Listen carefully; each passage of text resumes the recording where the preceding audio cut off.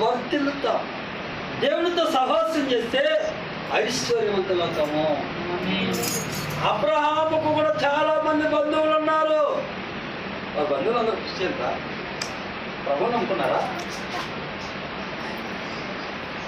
చర్చికి వెళ్ళే వల్ల అబ్రహాం బంధువులందరూ ఏం చేసేవాళ్ళు?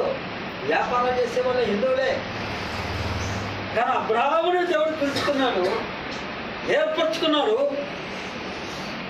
దేవుని మాట అబ్రహాం విన్నాడు. దేవుడు చూపించిన ప్రాంతానికి వెళ్ళాడు. అబ్రహాం పట్ల దేవుడు గొప్ప కార్యాలు జరిగించాడు. కనుక అబ్రహాముకు జరిగించిన దేవుడు మాకు జరిగించడా? యోబుకు జరిగించిన దేవుడు మాకు జరిగించడా?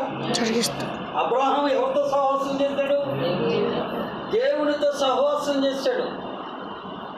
ఎక్కడికి వెళ్ళినా ప్రార్థనే. ఒక చోటుకి వెళ్ళి ప్రార్థన చేయాలా?